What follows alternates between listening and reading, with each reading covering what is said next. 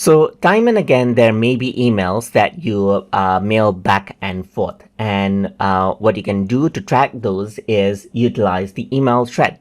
So to do that, let's say, for example, I have this particular email right here. And to view this in as email thread, first of all, you need to go around over here onto the message section right here, just like this, and then choose open in conversation. So once you do that, you can see that this is what you have right here. It actually comes up as a drop down list right here, and you can actually go ahead and view those particular emails right here, just like this.